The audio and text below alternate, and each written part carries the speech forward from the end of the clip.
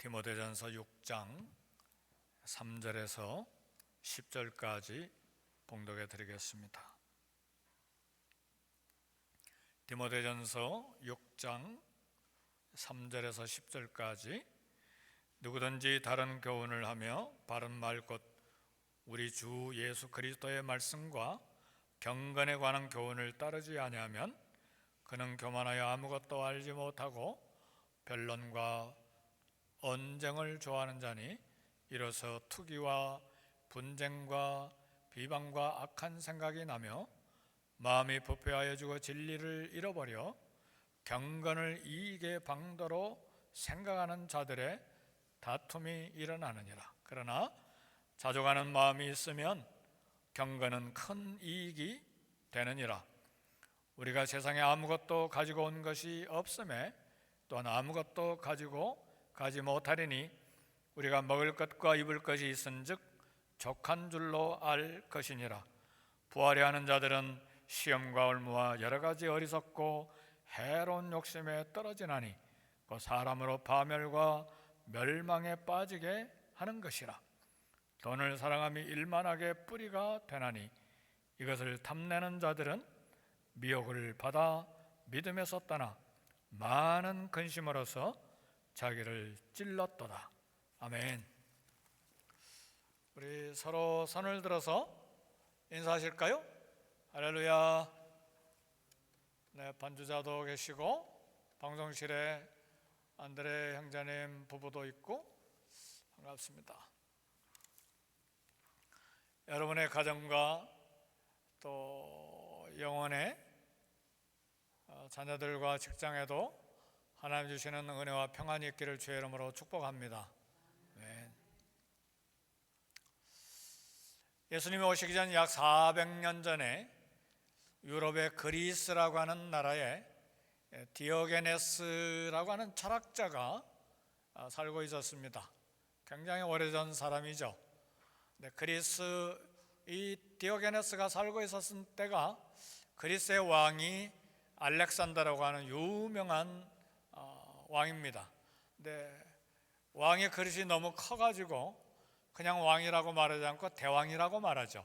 그래서 알렉산더 대왕 그렇게 말합니다. 실제로 알렉산더 대왕이 그리스를 정복하고 그 어마어마한 제국이었던 이집트를 정복하고 페르시아 제국도 정복하고 그리고 인도까지 정복했기 때문에 대제국을 형성한 그런 왕입니다.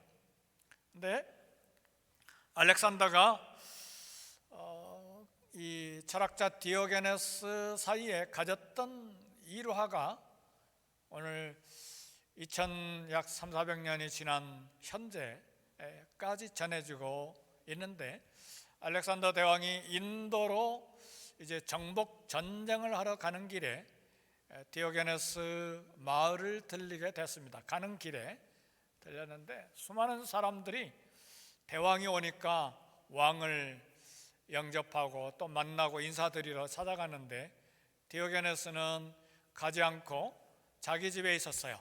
근데 자기 집이라고 하니까 대단한 집이 아니고 큰 통나무, 옛날 큰 술통,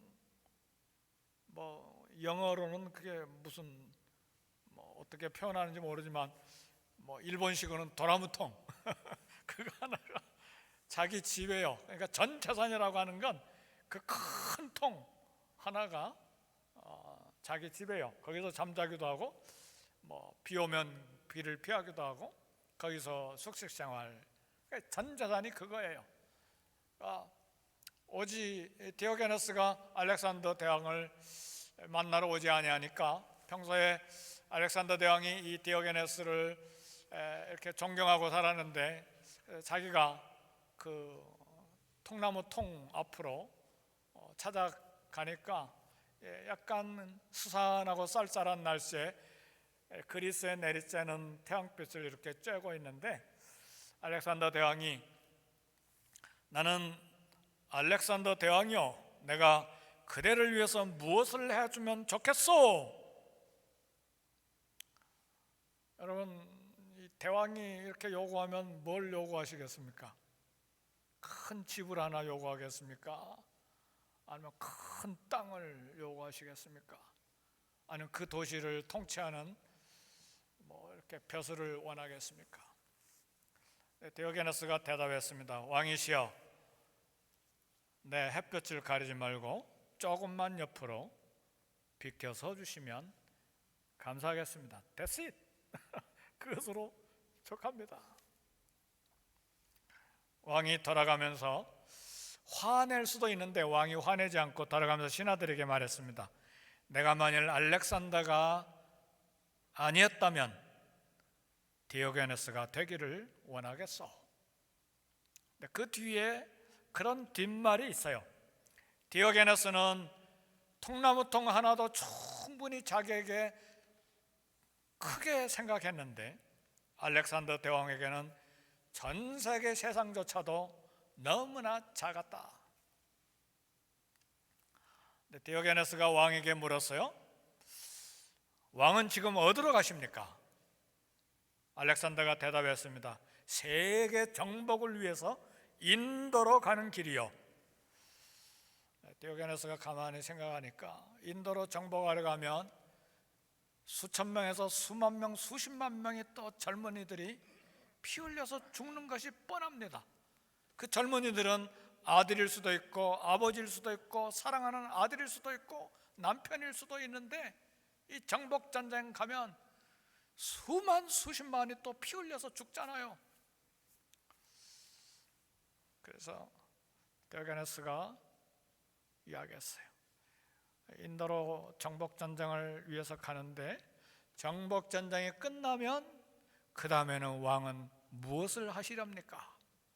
알렉산더가 대답하기를 그 다음에 휴식해야죠. 이때 결정적인 말을 한마디 합니다. 왕은 참 어리석습니다. 나는 세계를 정복하지 않고도 지금 평안하게 휴식하고 있습니다. 대왕은 쉬고 싶다면 왜 지금 당장 평안하게 쉬지 못하시나요? 한마디 한 것이죠. 알렉산더 대왕 끝없는 정복 욕심 때문에 마음을 쉴 수가 없었습니다. 그는 오랜 정복 전쟁 때문에 정신공황 상태에 빠졌고 정서 불안이 생기고 그 다음에 성격이 괴팍해져서 가까이 있는 친구들을 쉽게 죽이고 사랑하는 부하들도 쉽게 칼로 목을 잘라서 죽이는 그런 괴팍한 사람으로 변했습니다. BC 323년에 아라비아를 다시 정복하기 위해서 가던 길에 알렉산더 대왕이 죽었는데 칼에 죽은 것이 아니고 뭐에 죽은 줄 아십니까? 조그만 모기 한 마리에 물려서 말라리아에 걸려서 몇 세에 죽었는가? 34살에 죽었어요. 저는 설교를 준비하고 이 애화를 준비하면서 하나님이 죽이셨다 그런 생각이 들어요. 애굽 제국도 무너뜨리시고 페르시아 제국도 무너뜨리시고 그리스 제국도 무너뜨리시는데 알렉산더가 그만 살아야 되겠다.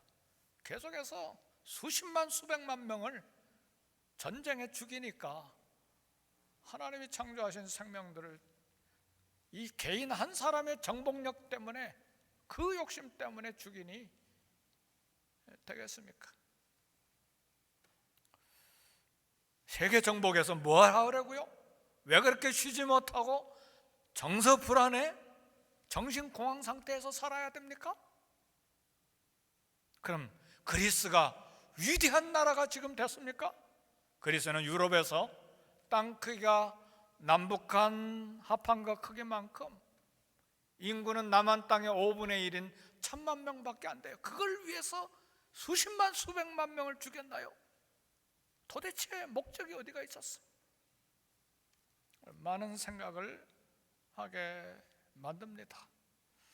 근데 이 애화는 이야기하려고 애화하는 게 아니죠. 오늘 우리 때문에 그러는 거죠. 우리는 무엇 때문에 미국에 살면서 쉬지 못하고 평안하지 못하고 갈등이 있고 긴장하고 시기하고 뭐 때문에 그렇게 사는가요? 오늘 우리에게 질문해야 될 그런 이야기라고 생각해요. 근데 이 질문은 오늘 제가 우리 성도님들에게 드리는 질문이 아니라 사도 바울이 2000년 전에 사랑하는 아들 디모데 목회자에게 이야기합니다. 6장 6절에 자족하는 마음이 있으면 경건은 큰 이익이 되느니라. 자족하는 마음은 상황이 좋든 나쁘든 가진 것이 많든 적든 마음이 흔들리지 아니하고 삶이 흔들리지 아니하는 만족함을 말해요. 이런 만족한 마음이 있으면 경건 생활에 이익이 된다는 말이에요. 우리가 날마다 기도하고 날마다 성경 읽고 날마다 예배 드리고 이렇게 봉사하지만 경건이 힘들어요.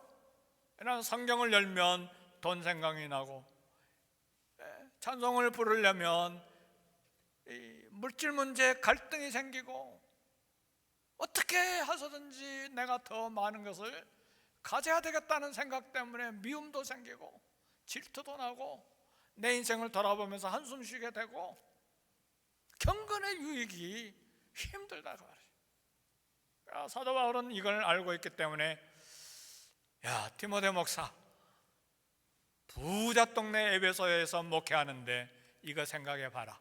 너희 교인들에게도 설교하고 너 자신도 마찬가지다. 자족하는 마음이 있으면 경건 생활에 이익이 된다. 그냥 이익이 아니라 큰 이익이 되느니라. 풍족하지 않아도 기본적인 필수품과 필요한 것만 있으면 만족해라 그 이야기입니다. 계속해서 6절에 이야기합니다. 왜 그러느냐? 사도 바울이 아주 논리적으로 이야기합니다. 우리가 세상에 아무것도 가지고 온 것이 없으며 또한 아무것도 가지고 가지 못하리니 우리가 인간이 세상에 태어날 때에 가지고 온 것이 없죠. 그러니까 죽을 때 가지고 아무것도 가지고 가지 못한다 그 이야기죠. 그래서 그런 말이 있어요. 죽을 때에 이삿짐을 끌고 가는 연구차는 없다. 저도 사역지에서 선교지에서 그리고 미국에서 수십 번 장례식 예배를 했는데 죽은 사람 태우고 가는 연구차 뒤에 이삿짐이 따라가는 거 한 번도 본 적이 없어요.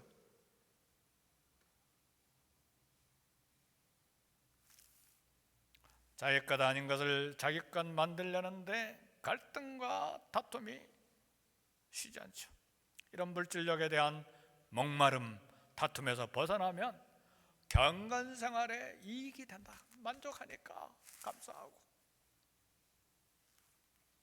그래서 욥도 그런 이야기를 했어요. 1장 21절에 내가 모태에서 벌거벗고 나왔고 죽을 때 벌거벗고 떠날 것이니라. 요즘 성경에는 내가 모태에서 알몸으로 나왔고 죽을 때도 알몸으로 떠날 것이다. 옛날 성경은 내가 모태에서 적신으로 나왔고 떠날 때도 적신으로 떠날 것이다.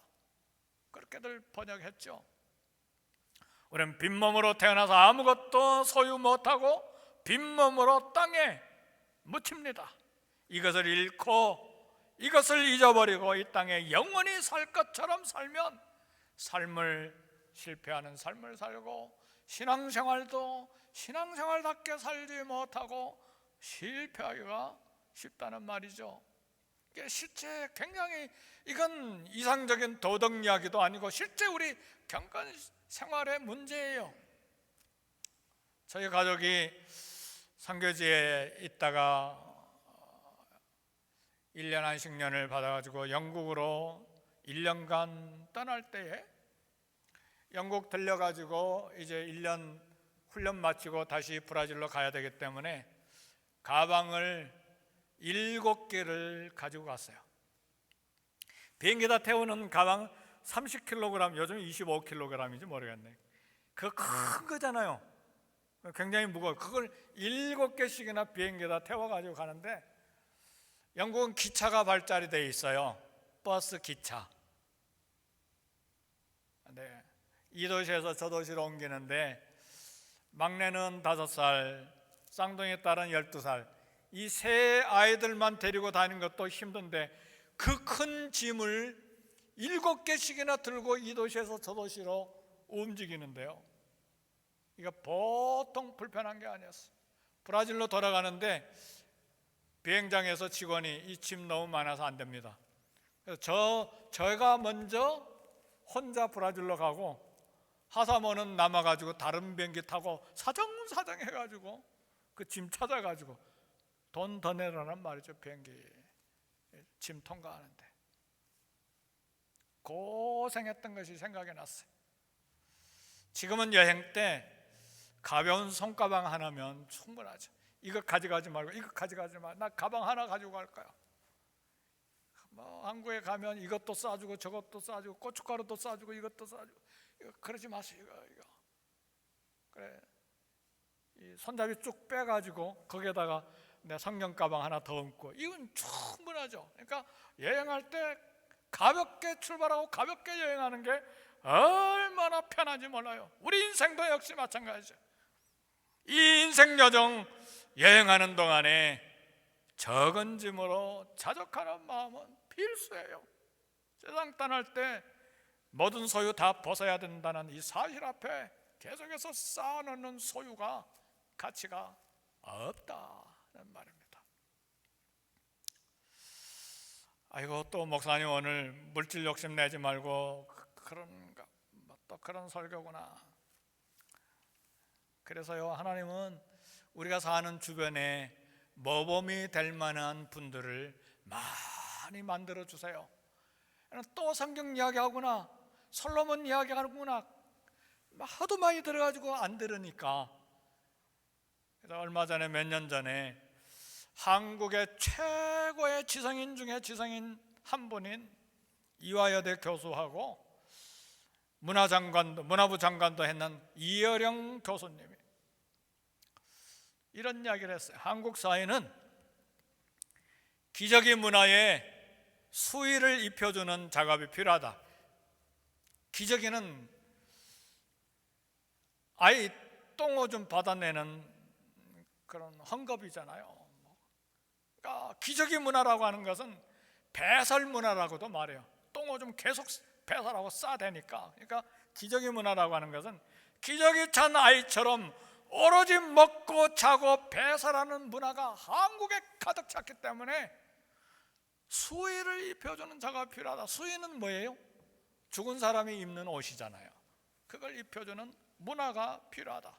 왜냐하면 건강을 위해서는 무엇이든지 달려들어 가리지 않고 먹고 배설하고 그런 욕망하는 사회가 한국 사회이기 때문에 죽은 사람 입는 수의를 입는 문화도 만들어 줘야 된다. 이 땅에 천년 살 것처럼 권력욕, 물욕 욕망하는 것, 이게 기저귀 문화, 배설 문화. 이런 삶의 방향을 잃은 사람들 수의를 입혀서 겸손하게 인생의 가치를 배우게 해야 된다. 이것이 이어령 교수님의, 지금은 집사님인지 장로님인지 잘 모르겠네요, 그런 이야기를 했어요. 근데 이분도 그저 예수님 믿은 게 아니에요. 많은 값을 치렀어요.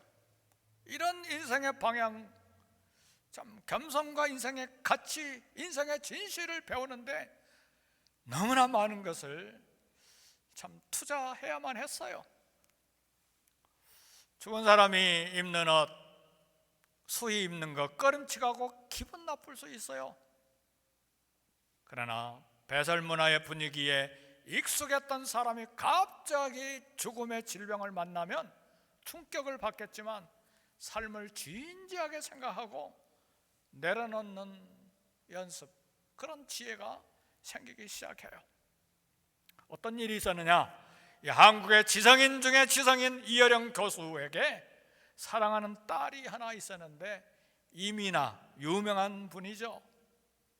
이민아 때문에 예수님을 이어령 교수가 믿게 되는데, 이어령 교수가 회개하고 예수님을 믿었다는 사실은 한국 전 지성계의 모든 교수들에게 쇼크를 주는 대단한 사건이었어요. 이민아 딸이 얼마나 똑똑한지 영어 전공인데 불어 복수 전공해가지고 대학을 3년 만에 졸업을 했어요. 그러니까 얼마나 똑똑한지 미국에 와서 공부하고 변호사가 되고 LA, 로스앤젤레스에서 검사가 됐어요. 얼마나 사랑스러운 딸입니까? 근데 이민아가 갑자기 시력이 사라졌어요. 맹인이 된 거예요. 그래, 이어령 교수가 사랑하는 딸이, 아끼는 사랑하는 딸이 맹인이 되어버렸으니 이게 얼마나 큰 충격입니까? 그래서 미국에 와서 이 딸 미나의 시력만 회복되면 내가 예수님을 믿겠습니다. 그런데요, 시력이 망막이 일시적으로 어떻게 돼서 안 보이는지 어땠는지 모르지만 시력이 100% 회복이 됐습니다. 할렐루야. 근데 그것으로 이 지성인이 하나님을 깊게 만날 수 있는 건 아니죠.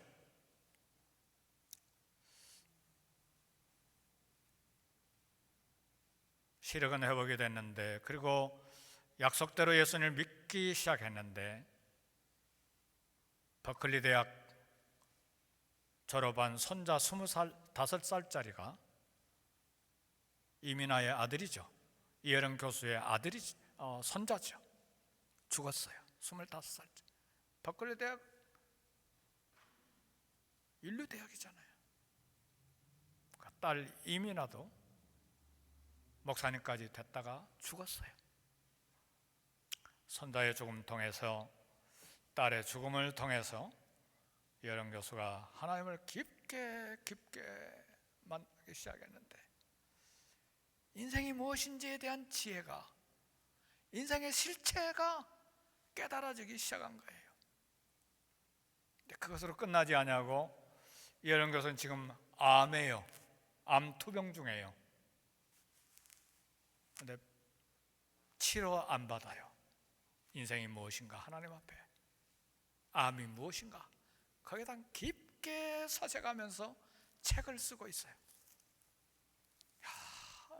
목회자도 아닌데 이런 깊은 영성을 가지고 하나님 앞에 다가가는구나, 그런 생각이 들었어요. 시간이 되시면 그분이 쓴 책 지성에서 영성으로 추천합니다. 좀 함께 읽으면 좋을 것 같아요. 기자가 마지막으로, 지금 암투병 중이기 때문에 더 이상 인터뷰 없습니다. 근데 마지막 인터뷰에 그렇게 고백을 했어요. 우리 인생 삶이라고 하는 것은 모든 것이 선물입니다. 기자가 또 한 번 물었어요. 그럼 교수님이 남기는 유산은 무엇입니까? 예, 나의 유산은 땅도 아니요 돈도 아니요 생각입니다.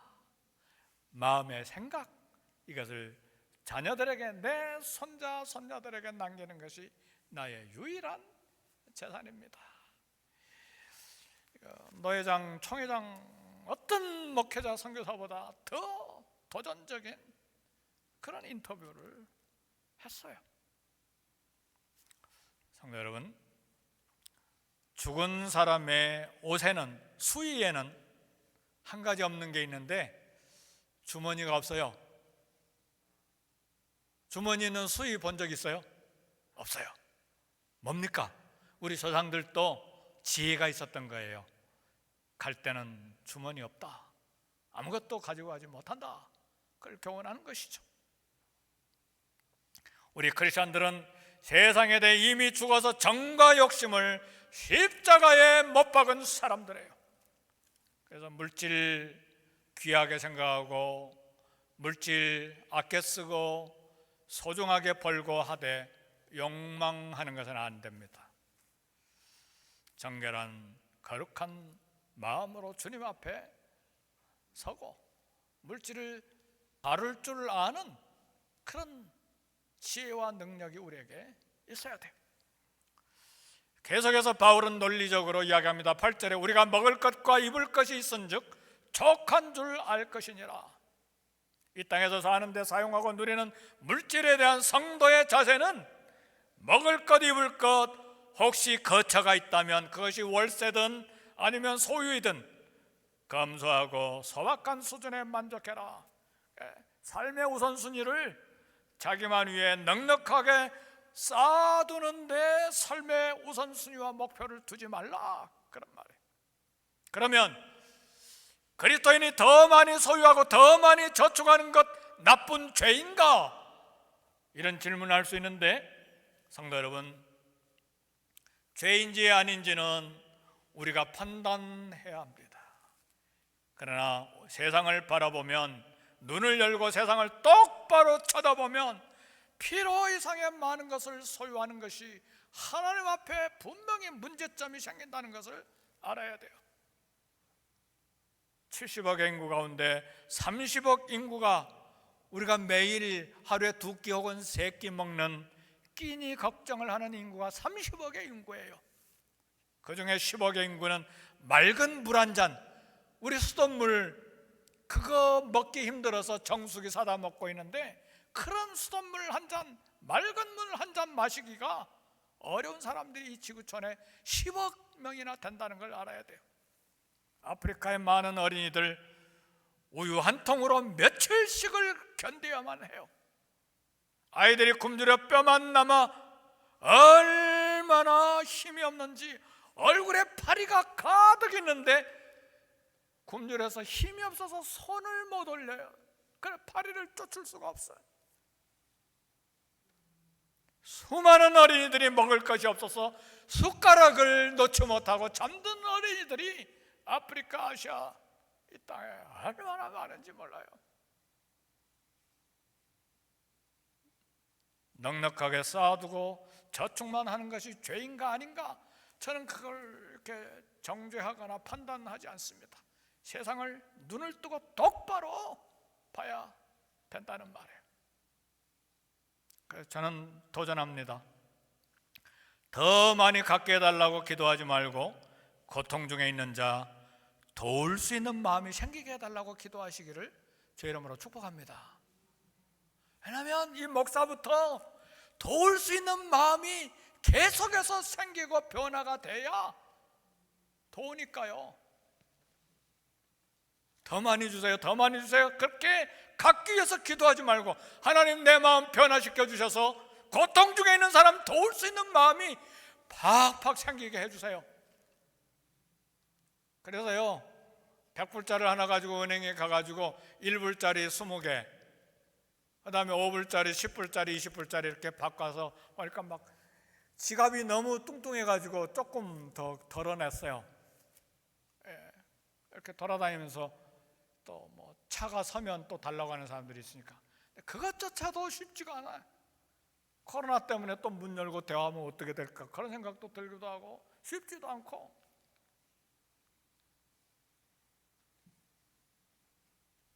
한번 생각해 보세요, 사랑하는 성도 여러분.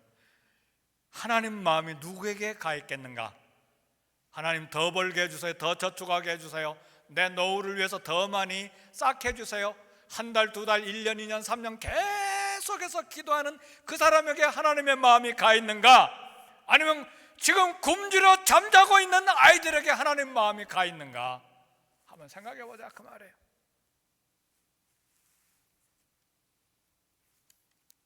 아프리카 말라이 어린이 우리 돕자고 그랬는데 겨우 1년 돕고 스탑 한 분들도 계시는 것 같아요.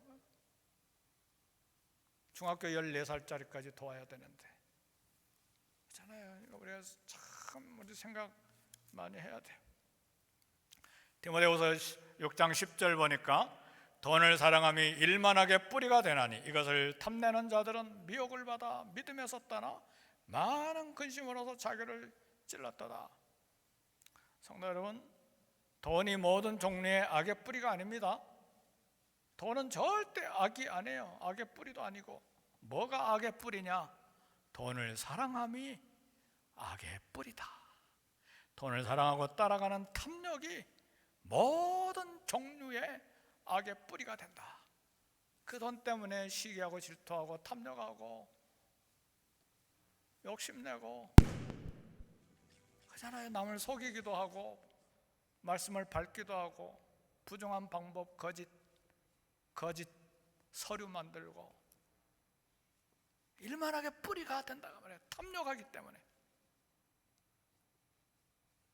그래서 돈을 탐내면, 계속 돈에 집착하면 미혹을 받아서 믿음에서 떠나게 되어 많은 근심으로서 자기를 찔렀도다 그랬어요. 성도 여러분, 아담과 하와가 낙원에서 부족한 게 뭐가 있었나요? 온 세계가 부동산이 다 아담과 하와였겠잖아요. 먹을 것이 없나요? 여름과 겨울과 가을과 봄에 모든 필요한 것이 다 있는데 탐욕을 가지니까 믿음에서 떠나서 결국은 죽음으로 망했잖아요. 아가는 여리고성에서 재물을 탐욕하다가 믿음에서 떠나 자신과 가족이 다 함께 망하고, 가룟 유다 그 좋은 영광스러운 사도 직분을 재물 탐욕이 생기니까 믿음에서 떠나 스승 팔아먹고 망했잖아요. 그러니까 더 많은 돈에 욕심내면 영적 건강에 치명적이고 결국은 쓰러진다 그 말이에요. 그래서 돈을 탐내면 미혹받아 근심에 사로잡혀 자기를 찌른다 그랬어요. 찌른다는 말은 원어의 뜻이 뭐냐면 고기를 갈고리에 꿰는 것인데, 소 잡으면 다 껍질 벗겨놓고 고기만 남겨가지고 갈고리에 콱 찔러가지고 걸어놓잖아요. 그렇게 된다 그 말이에요. 근심의 갈고리에 사로잡히는 것이죠. 하나님을 버리게 되고 많은 근심이 찾아온다 그 말이에요. 돈에 대한 탐욕은 바닷물과 같아서 마실수록 더 마르게 됩니다. 결국은 탐욕 채우기 위해서 불법을 행하고 행복과 평안이 없어지는 것입니다. 그래서 경건을 이익의 방도로 생각하는 자들의 다툼이 일어나느니라. 경건을 이익의 방도로 삼지 마라. 디모데 목사야, 그리고 감독들아, 경건을 이익의 도구로 삼지 마라. 경건이 뭡니까? 설교하는 거, 가르치는 거, 직책, 감독의 직책 가지고 자기 이익의 방도로 생각하면 다툼이 일어난다 그 말이죠. 다툼이 개인적으로는 다툼이지만 나라와 나라 사이에는 전쟁이 일어나는 거잖아요.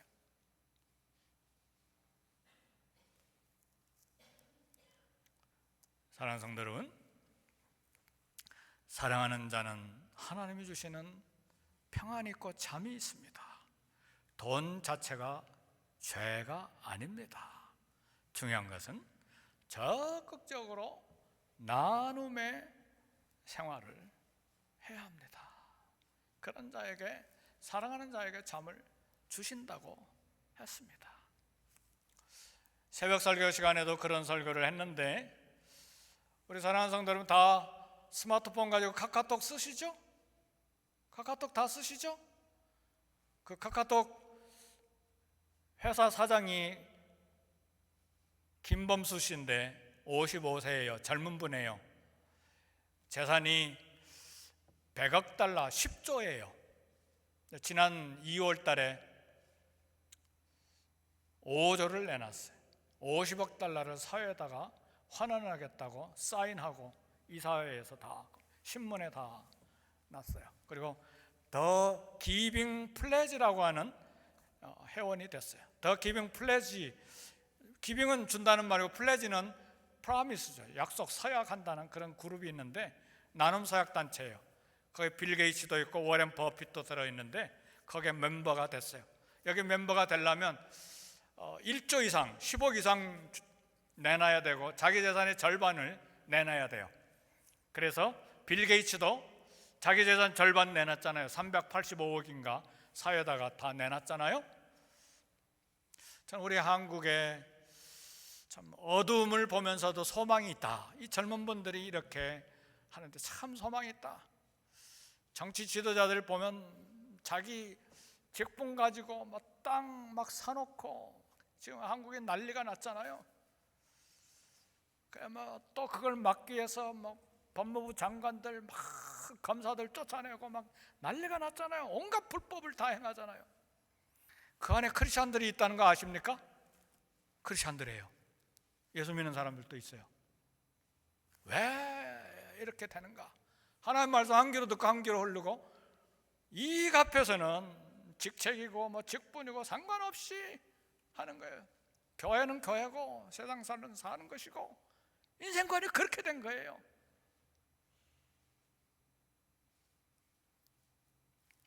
우리는 하나님 앞에서 결단해야 돼요. 이건 도덕 설교도 아니고 윤리 설교도 아니에요. 생명과 같은 계시의 말씀, 사도 바울이 디모데에게 에베소 교회에 이렇게 목회하라고 주신 말씀이에요. 지금 내게 있는 것으로 만족하기로 결심해야 해요.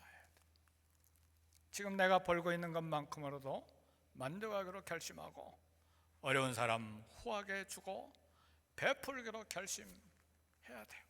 사랑하는 성도 여러분, 부지런히 일해야 됩니다. 일하는 것도 축복이에요. 그죠? 80세까지 일하세요. 그러나 목적은 주신 거 감사하고 더 어려운 사람 돕기 위해서 분명한 목표가 있어야 돼요. 빌 게이츠처럼, 카카오톡 회장인 김범수 씨처럼 사회를 위해서, 국가를 위해서, 이웃을 위해서 나눌 목적으로 재산을 벌 때에 하나님 얼마나 기뻐하시겠어요?